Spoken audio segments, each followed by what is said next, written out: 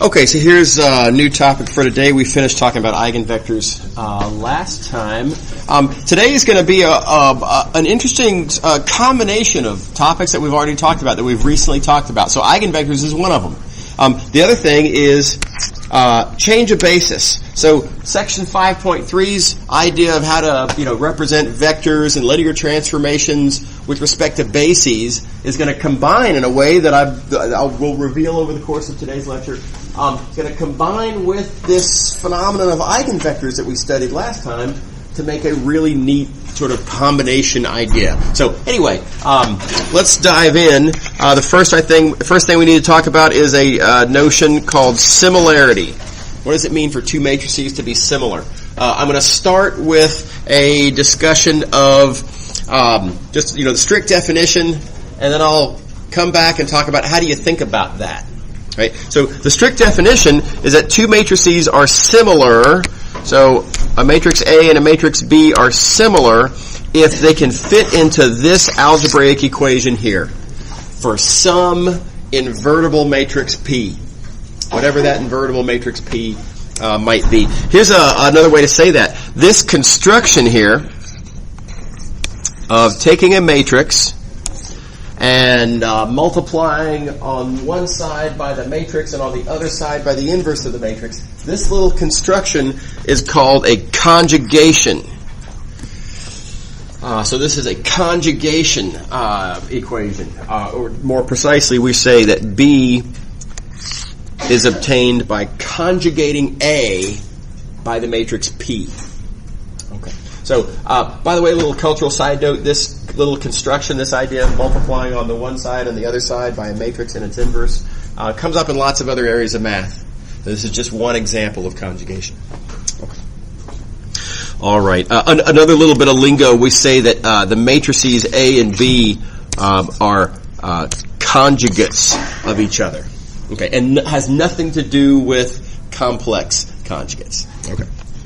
All right, so this equation, or let's say this definition of similarity, two matrices are similar if one is a conjugate of the other, is not very satisfying, right? I mean, you look at this equation and you think, what a weird little process. Why would you ever do this to a matrix?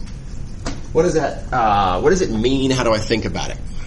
Okay, and why would I use a word similar? This seems to be a loaded word. This comes along with a suggestion of something that, similarity isn't, we know what similarity means in sort of general use, so why is that an appropriate choice?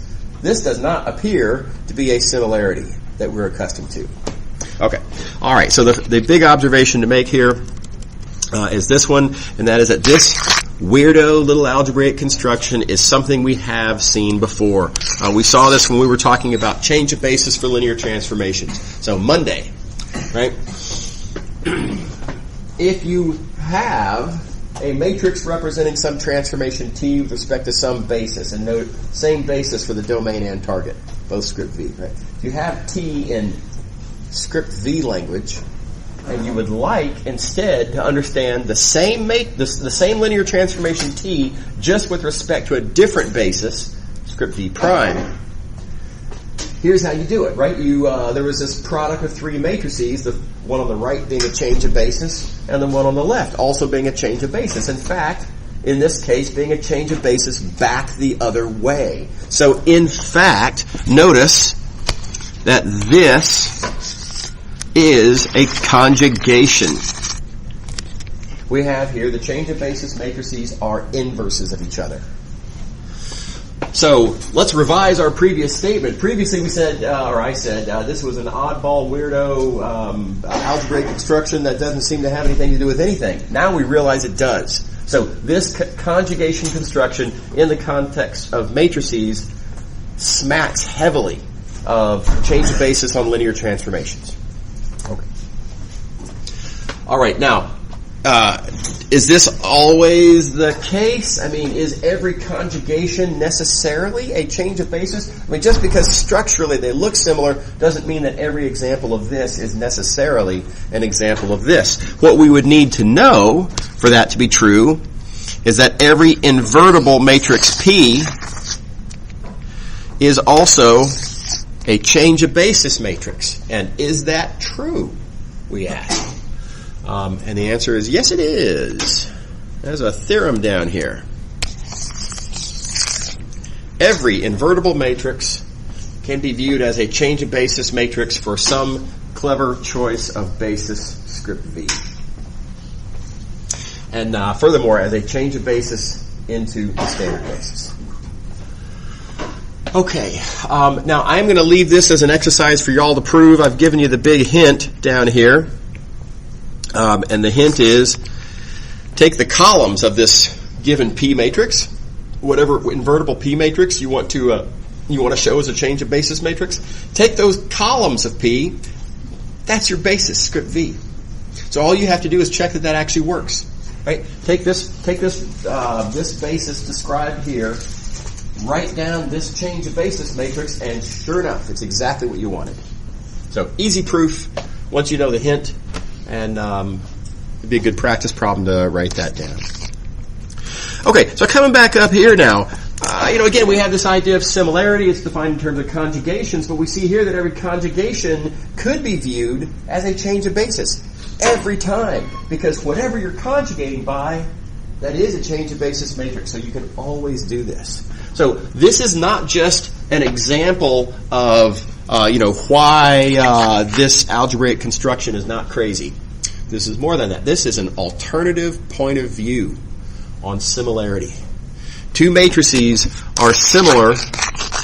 Okay, fine. If one's a conjugate of the other, sure, that's one way to think about it. But the alternative is two matrices are similar if those two matrices represent the same linear transformation just with respect to two different bases. So let me color code like that. The similarity of A and B is represented in how they represent the same linear transformation, or could be viewed as representing the same linear transformation just with respect to different bases.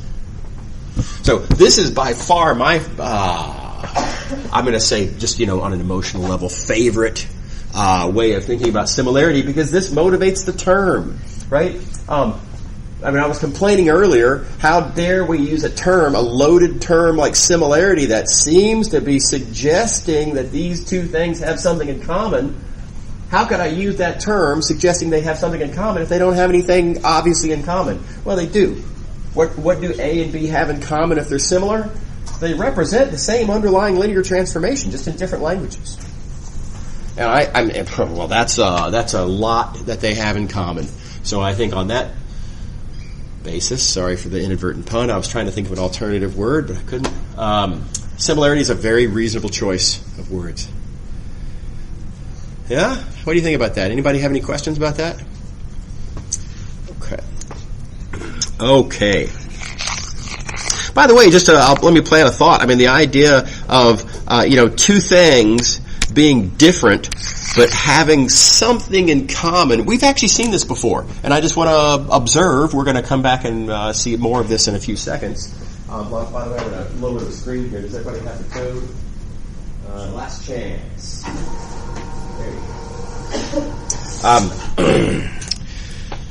Two matrices having something in common, thus motivating a term, suggesting they're having something in common. Back in Chapter 1, we talked about two matrices as being sometimes equivalent. There's that same kind of suggestion. Equivalent doesn't mean they're exactly the same, but it's strongly suggestive they have something in common. So if two matrices are equivalent, right, think back to what that means. That means that you can get from one to the other by way of row operations. What does that mean they have in common? Just the fact that you can get from one to the other by way of row operations, it doesn't seem to obviously tell you that they fundamentally have something in common. But of course, we do know that two equivalent matrices have something in common. They have the same homogeneous solutions. That's why we do row operations in the first place. The whole point to row operations in Chapter 1 is that doing them doesn't change this thing that we are most fundamentally interested in that context, namely, what are the homogeneous solutions for this matrix? So equivalent, again, it's got that same kind of suggestion as similarity, just like similarity, equivalence suggests that the two matrices have something in common. It's just that it's a different thing they have in common. Okay. All right. Moving along. Another definition. Diagonalizability. It's based on the notion of similarity. We say a matrix is diagonalizable if it's similar to a diagonal matrix. Now, so that means that there's two different ways to think about this, right? Let's talk about the similarity. Similarity, you can think of as one is a conjugate of the other. That'd be the immediate way to think about it. So a matrix is diagonalizable if you could conjugate it somehow and make a diagonal matrix. It's kind of so why the term diagonalizable? Seems like a weird choice of words. That term comes from the other point of view. Remembering that similarity can be viewed instead as these two matrices represent the same linear transformation just by way of a change of basis. Just don't think in V language, think in terms of a different language. Then you get this alternate theorem that says a matrix is diagonalizable if that matrix, by way of a change of basis, and notice that's all that happened here, change of basis, is a diagonal matrix. And it's a different way of thinking about it. Again, I find this much more satisfying. You say diagonalizable, that suggests you can diagonalize it. That construction suggests that I can take something and I can do something to it, something natural to it, and have the result be a diagonal matrix. So what can you do? Change the basis. It's still the same linear transformation, right? So fundamentally, that which we're most interested in concerning this matrix A, namely, what is the underlying linear transformation? That's the same, right? But by way of the change of basis, we get a diagonal matrix. So thus diagonalizable. So anyway, that's a different way of thinking about diagonalizability. I think it's kind of more satisfying, but it's important to understand both. Yes? Does in being similar, can you just say that they are similar, or is one being similar to the other? Yeah, it's a great question, and it turns out that it is a symmetric relationship. So if A is similar to B, then B is similar to A. So if A is a conjugate of B, then B is a conjugate of A. That's actually something you can prove pretty straightforward. If you take this equation and solve for A, what you'll find is that your resulting equation says that A is a conjugate of B. So it's a little bit of algebra that has to be done, but it is true. So great question, and the answer is yes. Yeah. Okay. So what are we going to do with this diagonalizability? By the way, why do we care if something's similar to a diagonal matrix? Rhetorical question, but yeah, go ahead. Is that in that basis, the definition is just a scaling? Close. It's not quite scaling, because so a scaling transformation would be something that's diagonal with all the same entry on the diagonal, right? So a diagonal matrix doesn't have. There's no shear. Correct. Yeah, that's right. That's right. So yeah, that's pretty. Yeah, so you're right in the right direction that I want to go, which is that a diagonal matrix is really nice. And it's nice in a lot of ways. And so that's one way to say it. It doesn't have any shear. Sure. There are various different facts about diagonal matrices that are really nice. The big one, as far as Math 216 is concerned, is going to come in Chapter 6. And again, I keep saying this. It's a lot of foreshadowing, but it's just so true. We're going to use what's nice about diagonal matrices to solve some important categories of differential equations. That's how it's going to happen. So that's huge, being able to solve differential equations. Here's another one, another neat thing about diagonal matrices, and that is the eigenvectors and eigenvalues are really easy to write down. They're super easy to write down. Here they are. If you have a diagonal matrix, the standard basis vectors are the eigenvectors. It's great. It's really nice. All the standard basis vectors are eigenvectors. World's easiest vectors to write down. Furthermore, the eigenvalues are easy to recognize. The eigenvalues are just whatever those diagonal entries are. You read them straight off of the matrix. Super result. So you don't have to compute or anything. You just snap your fingers and declare victory. So let me show you an example of this. Excuse me.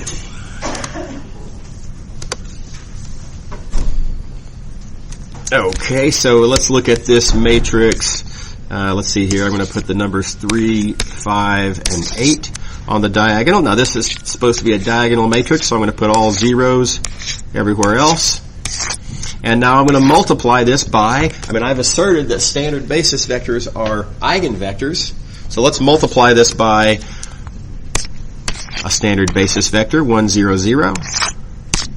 This is easy arithmetic. You multiply this out, you get 3, 0, 0. Right, because the columns are the images of the standard basis vectors. 3, 0, 0, which I'm going to write as 3 times 1, 0, 0. And there's our first success, right? We see that we see that 1, 0, 0 is an eigenvector, and the eigenvalue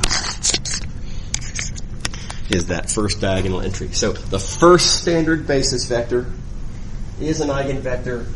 The eigenvalue is the first, namely the corresponding diagonal entry. And you can repeat this observation for, let's look at the second standard basis vector.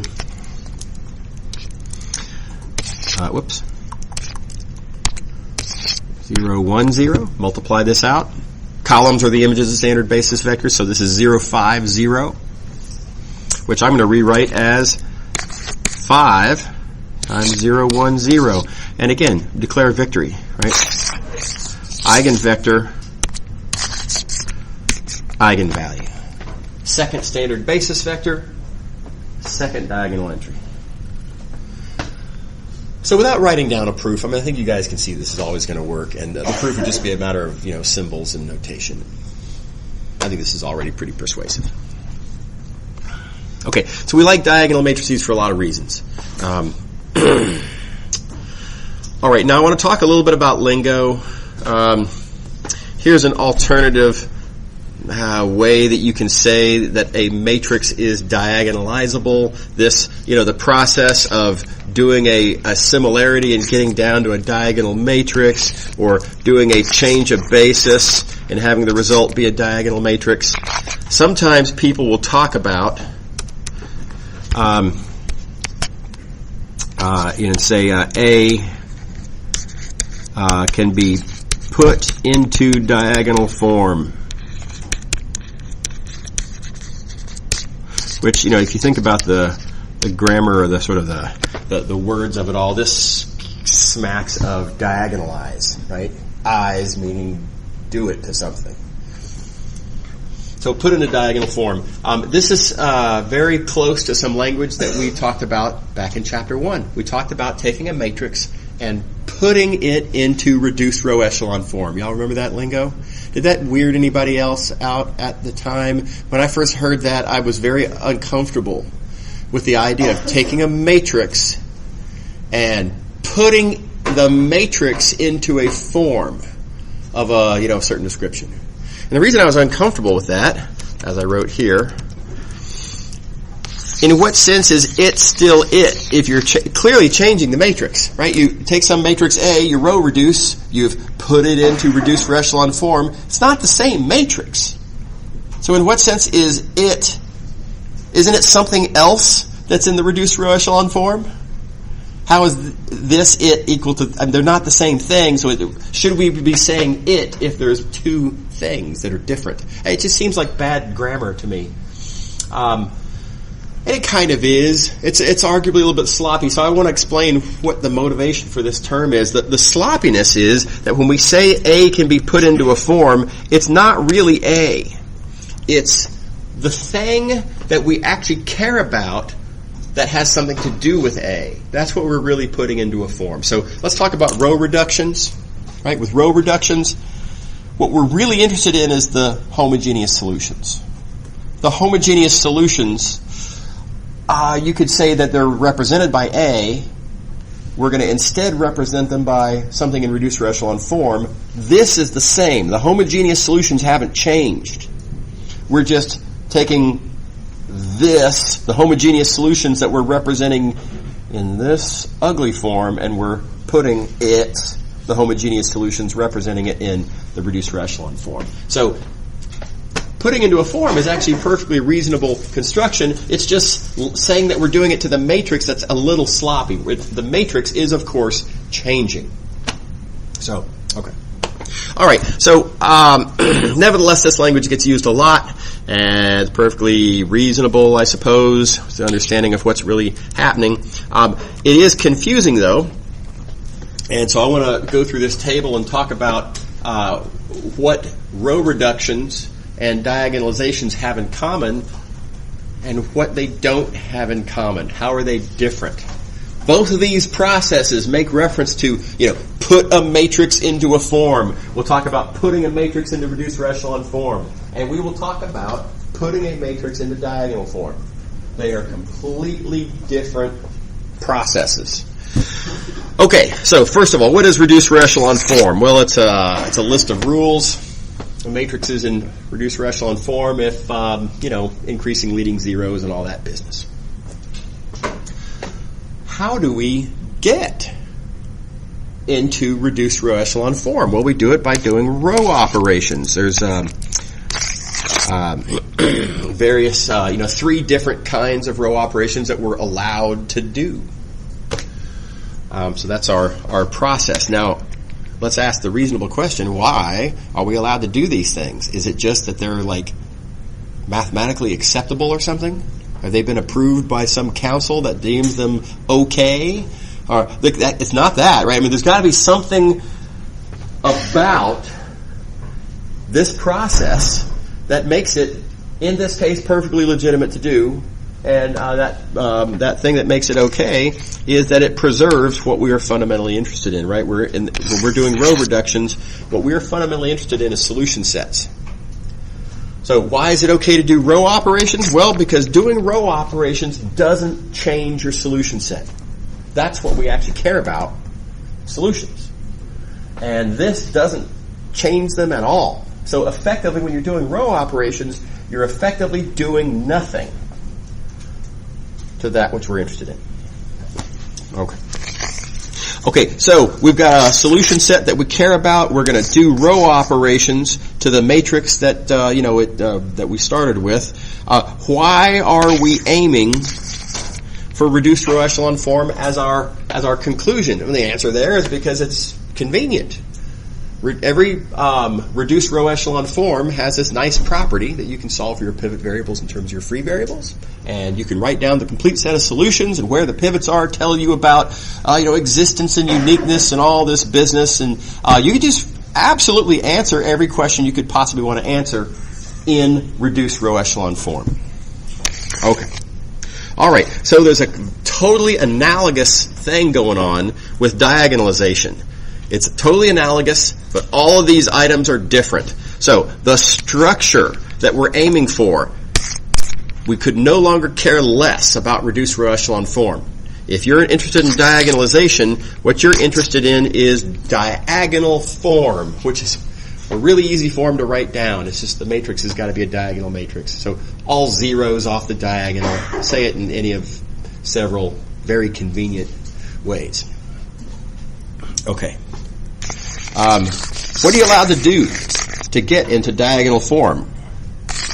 Well, you're allowed to do similarities.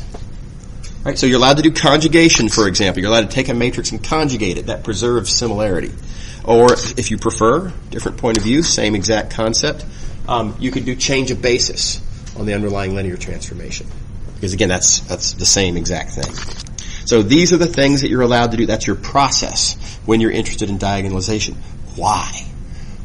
Why are we allowing conjugation? Isn't that going to change the matrix? Doesn't that mess with it and change it and make it a different thing? Well, kinda, but it doesn't change what we care about. It preserves the thing that we are fundamentally interested in. We're fundamentally interested in the underlying linear transformation. That's why we're doing diagonalizations, is because we're trying to understand the linear transformation. Totally different goal than the row reduction context. In the row reduction situation, we're trying to find homogeneous solutions. Here, we aren't. We're interested in linear transformation. What does this matrix represent? We're allowed to do that because that preserves what we care about. And we're aiming for this as a result because it's a very convenient way to understand the thing that we're interested in. Namely, it's a very convenient way to understand a linear transformation. Okay, so I like to point this out because there is an analogy. We use a lot of the same words. And when there's an analogy, then what you understand about one side can help you understand the other side. And that's nice. The other thing is, though, you have to be careful not to conflate and mix and match these stories, right? So if you're doing row reductions, you got to stick with the row reduction plan, right? This is not, change of basis is not a new alternative by which we're going to understand solutions. You can't row reduce with conjugations. That's not a thing, right? That's absolutely not allowed. It doesn't make any sense. Because conjugations don't preserve your solution sets. Right? If you're trying to do a row reduction, if you're trying to understand solution sets, this doesn't preserve them. So there you're really just jumbling things around, and it doesn't make any sense at all. Okay, so please don't make that mistake. I mean, again, you see it the other way as well. Every year I see students who are trying to diagonalize, and in the process of diagonalizing, they end up using row operations. And I'm going to put a question mark there because it doesn't make any sense. Right? Doing row operations does not preserve the underlying linear transformation. It's really changing the thing that you are trying to understand. So you're just scrambling the problem at that point. So you can't do that. Okay. All right. Okay. Let's do a calculation. By the way, let me recognize there's a lot of difficult concepts that I'm throwing at you all at once here, right? So I'm aware of that. It takes time to digest these ideas, right? How different points of view on different ideas that are kind of analogous to other ideas, but in different ways. And so give yourself plenty of time to digest these ideas. Don't forget we are recording here, right? So this is one of those lectures that it might make sense to rewind and listen to part of that again, whichever part you feel like you're not just thoroughly comfortable with. It does take time to digest these ideas. Okay. All right. That being said, we've made some definitions, but I haven't showed you any formulas yet. Yes. Under what circumstances is diagonalization thank you for. I forgot that last part of the diagram. So what I wanted to do here is so first a flashback to chapter 1. You can always get a matrix into reducer echelon form. That's awesome, right? That means any system that you're interested in understanding, row reducing will answer your question one way or the other. So, natural next question. Can you always diagonalize? And I am going to leave that hanging for just a moment. We're going to get to a theorem in a couple of minutes that'll answer that question. But I just want to point out that there is a reasonable thing to wonder and worry about there. Yeah. Right. And I guess I'll say this. The answer is not always. Right. Okay. Okay. All right. So, here's some numbers we talked about last time. This is a matrix that we studied. We looked for its eigenvectors and eigenvalues. We found them. These are they. So this is just a reminder. Right? And here's where we're going to do we're going to smash together two ideas that's seemingly unrelated. These are eigenvectors and eigenvalues. And I want to ask the question, what happens if I take eigenvectors, make a basis out of them, and then use that to try to do a change of basis, I'll say. change of basis on a matrix. So this is a 5.3 thing, change of basis on a linear transformation. I'm going to do it with vectors that come from a 5.4 concept, namely eigenvectors. And I just want to see what happens. Okay.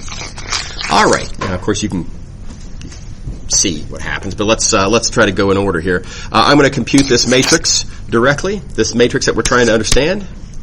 Let's compute it one column at a time. Remember, that's the formulas that we have. So the first column, this first column is going to come from that computation, and the second column is going to come from that computation. That's our formula. You take these vectors, you do that to them, you write the result in that language. Okay, so let's compute. What is T of V1 in V language? Well, let's start off. What is T of V1? Keep in mind, V1 is an eigenvector. It's an eigenvector with eigenvalue -1. So T of V1 is negative V1. We know that immediately. Okay, next question. How do I write negative V1 in V language? Said differently. How do I write negative V1 as a linear combination of V1 and V2? Okay, this is one of those freebie games, right? I want to write in terms of V1 and V2 something which is already written in terms of V1 and V2.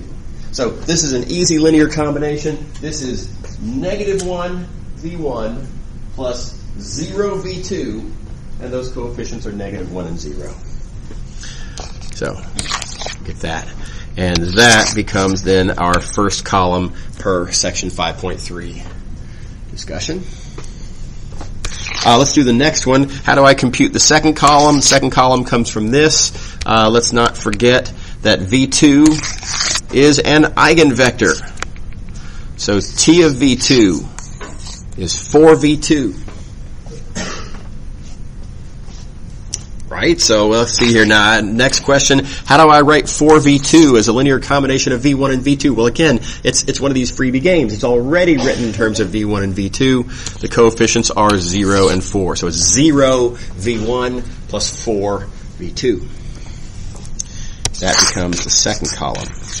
And we've answered the question. When you do a change of basis, by the way, notice it's still the same linear transformation T. We haven't changed the linear transformation. When I change the language from S language to V language, look at this. The result is a diagonal matrix.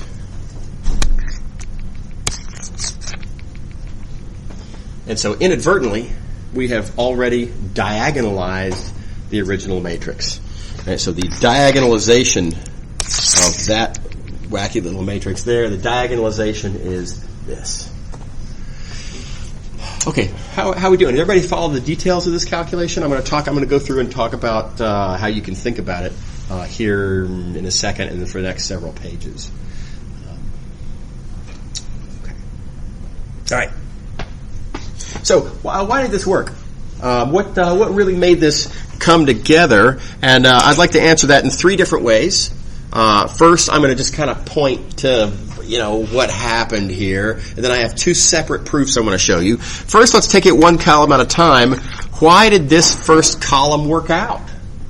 What is it that made this first column be whatever it is it needs to be so that the matrix could possibly be diagonal? What about this column is necessary, this matrix being diagonal? And what's necessary is I need that number to be 0. Right? So why is it that we got a 0 there? Well, that 0 came from here. Where did that 0 come from? Why is there a 0 here? Because there's no V2 term here. Why is there no V2 term here? Because this thing that I got is a multiple of V1. And why did I get a multiple of V1? I got here a multiple of V1 because V1's an eigenvector. Right, so you can just trace it back directly. The thing that made this first column work, trace, is that I used an eigenvector. And then likewise for the second column. Let's play the same game down here. Looking at this second column. Why did that second column, what is it about this second column that is necessary for this to be a diagonal matrix? Well, I have a 0 here. Right? That is what I needed. That came from there. Why is there a 0 here? Well, there's a 0 here because this thing doesn't have any V1s in it. Why doesn't it have any V1s? Well, it doesn't have any V1s because this is a multiple of V2, and this is a multiple of V2 because V2 is an eigenvector. So same exact reasoning process applies equally to the second column. So, but I think that's pretty compelling. I mean, if I were to just tell you here, I mean, I claim that always works, I think you'd buy it, right? Did everybody see the idea there? Okay. All right, so this is a good thing good point of view to digest and chew on. I'm going to write this a little bit differently now. Keep in mind that when you do a change of basis, right? We had been in S language, and then we changed to V language. When you do that, that can be viewed as a conjugation by a certain matrix. So you can see our original matrix, TSS, turned into our new, now diagonal matrix, TVV. Right, what is this matrix through which we did a change of basis? What is this matrix here? That matrix, change of basis from the V basis. That's the matrix whose columns are the V basis.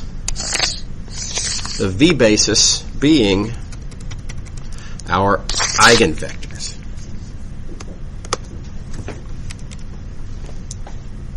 So this is another thing. It's always going to work. So the way it is that the original matrix is diagonalized is by way of a conjugation with a matrix whose columns are the eigenvectors. And again, I think the way this algebra worked out is pretty believable. If I were to tell you this always works out, I think you'd probably buy that, right? Okay. So now I do want to show you a couple of proofs, though, because hand wavy algebra should never be particularly compelling, right? I mean, I think this is a good sanity check, and I might make a sale here, but a proof is a little bit stronger of a thing. So let me show you a proof that this always works, and specifically what I mean by always works is that a matrix is diagonalizable if and only if there's a basis for Rn consisting entirely of eigenvectors. So in other words, you need to be able to say, I would like to do a change of basis. I would like to pick a basis that's all eigenvectors. So I'm going to prove this theorem. Now I'm going to prove it two different ways. Again, we'll start with one. So coming down here. By the way, let me scratch this off for a reveal in a few moments. We'll start with the assumption. We're starting by assuming that our matrix is diagonalizable. Here's what that means. Here's what it means for a matrix to be diagonalizable. That the matrix, by way of a conjugation, gives you a diagonal matrix. So this, what I have circled in green, just says diagonalizable. Now, from this algebra, I'm going to prove what I have underlined in purple, namely that I'm going to produce a basis that consists entirely of eigenvectors. Here we go. Step one. Let's see the color choices. Let's take this matrix. Let's multiply, let's whip it over to the other side, in other words. Let's multiply by its inverse. Multiply by this matrix on both sides. That cancels with that one on that side. No big deal? Yeah? Everybody happy? Next step. I'm going to multiply out that product. And let me zoom a couple of notches for convenience. what happens when you multiply these two matrices? Well, now again, let's think back to chapter 1. I know I've said it a million times, but the old high school formula for how to think of matrix multiplication of just do dot products of rows and columns. Not that useful in most situations where you're talking about relationships of ideas. So it's useful for arithmetic, which we hardly ever do. Right? So in this situation, we need to think about linear combinations. In this case, linear combinations of the columns of the left matrix. So specifically, this column is that linear combination of the yellow columns. Again, that's just an old chapter 1 fact, section 1.2. Let's think about those coefficients. That being a diagonal matrix, those coefficients are mostly zeros. There's a single non-zero number here. That lambda 1. Here, let me not circle it. That looks like a 0. That lambda 1. So I get lambda 1 times, well, the first column over here, V1, and that gives me lambda 1 V1. Likewise for all the other columns. Everybody follow that step? Any questions on that? Again, this is just a flashback to chapter 1. Okay, having done that, we're actually done. Believe it or not. Let me zoom back out. Let's think about what this equation down here says. This equation that we just derived in 2 fairly easy steps, if you take this one column at a time, I guess I will just keep zoomed in. I guess I'll have to zoom back out. So one column at a time,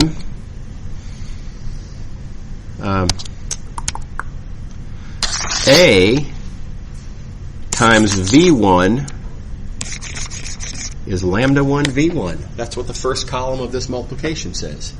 And AV1 equals lambda 1 V1 says that V1 is an eigenvector.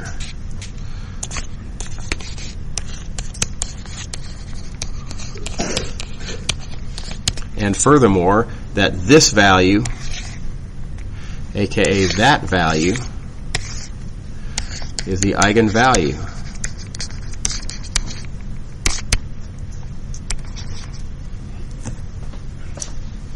And then likewise for the others.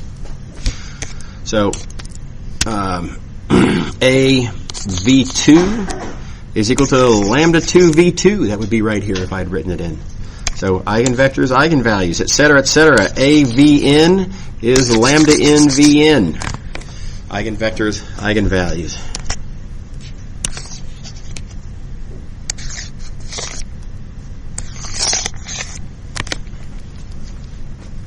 And so what that tells me then, as promised, I have the columns, all of the columns of this invertible matrix are all eigenvectors. And of course, again, think back to chapter 2, remember that long list of equivalent conditions. One of those says that the columns of an invertible matrix, I guess maybe it says the column space is n-dimensional. If you think about it, if the column space is n-dimensional, that means that this is a list of n vectors that spans an n-dimensional space, and that means that this list is a basis. Right? So I have a basis of Rn that are all eigenvectors as desired. So that's the proof. It's actually pretty short and handy if you get right down to it. And so now let me come back over here to reveal as stated, the columns of the change of basis matrix are your basis of eigenvectors. The diagonal entries of the diagonal matrix are the eigenvalues. So this proves the pattern that we thought we noticed in the previous example always holds. Okay, now let me put a qualification on that. What is the pattern that we thought we noticed? The pattern that we thought we noticed is what I have circled in yellow here, namely that diagonalizability boils down to, can you find a basis that consists entirely of eigenvectors? And true, that is the pattern. What is not true is that can always be done, right? Can you always find an entire basis for Rn that's all eigenvectors? Sadly, no, right? And remember in section 5.4, we saw some examples. We saw a 2x2 matrix that only had one eigenvector. That's not enough to make a basis for R2. So, sometimes you don't have enough eigenvectors. In those cases, the matrix is not diagonalizable. Sometimes you do have enough eigenvectors. In those cases, the matrix is diagonalizable, and this is how you diagonalize. Okay, let me show you the other proof. The other proof is, I don't want to say shorter. It's different. By the way, the second proof is not in the book. In fact, I think even the first proof is a little different from the way the book writes it. But the second proof is not in the book at all. And there is a point of view that says that this one's even easier. So, here's our matrix that we want to assert is diagonalizable. And we'd like to draw some conclusion about there being a bunch of eigenvectors. So we're on the search for eigenvectors now. Diagonalizable matrix. Instead of writing a conjugation, right, instead of insisting that A is conjugate to a diagonal matrix, let me just express the diagonalizability like this. There's a change of basis, right? We're going to switch from the S basis to the V basis. That's a different point of view on the similarity, namely the diagonalizability. Okay. So a diagonal matrix, of course, looks like that. All right. The good news about diagonal matrices, we proved a theorem. Well, I stated a theorem, and again, highly plausible, that diagonal matrices, it's really easy to write down the eigenvalues and eigenvectors. Super easy to write down the eigenvalues and eigenvectors. Old news. Right? I mean, this is all diagonals multiplied by a standard basis vector. The arithmetic is just easy. Okay, now y'all remember back in section 5.3, and there was that weird page where I set up this scenario where there were multiple bases, and there were 5 different ways of saying the same thing. We are in that situation here. So this is one of those situations where it's valuable to be able to look at a given statement and realize, oh, this statement would make a lot more sense, or I could come up with a different interpretation of what I'm looking at here if I just translate this from whatever language is being spoken here into a different language. So that's what I want to do. Let's try to speak a different language here, and notice I can infer what language is being spoken here because it says so right there. D is in the language of the script V basis. Right? So we're speaking script V language here. So if I want to translate that into some other, let's translate this in sort of the abstract. You know, as a linear transformation, D is representing T, and now if we infer, as suggested by this, that everything in this equation is in script V language, what does that mean? What is this column of zeros with a 1 in the ith position? That's script V language for what? Write the linear combinations down, play the game, think it through, and that is script V language for VI. Whichever one of those vectors is in the ith position. And likewise for the other one there. So look what we just found. I mean, it's shocking how quick this was. We're basically already done here. Again, with the inadvertent pun. This immediate eigenvector observation about the obvious diagonal matrix tells me right there that these vectors V here are eigenvectors. They're eigenvectors of the linear transformation, and then you just let's speak standard basis language now, and boom, there you go. They're eigenvectors. I mean, it's almost like nothing happened, right? That the easy eigenvectors of D give rise to a very quick finding of the eigenvectors for A, because they represent the same T. Because they're talking about the same thing, just in different ways. Okay, 30 seconds. Oh gosh, real quick summary. Diagonalizability, you can write diagonalizability like this from a conjugation point of view. What is this P matrix? This P matrix, as we just showed in two different proofs, that P matrix is a matrix that's a change of basis matrix from V to S. Said differently, it's a matrix whose columns are eigenvectors, those being the vectors that make up the new basis, script V. All right, so this is the pattern when you can diagonalize. We have these two conjugation equations. The P is always this matrix, the columns of which are the eigenvector basis. Okay, and there's one last thing on this topic I'll say next time. So see you guys later. Have a great weekend.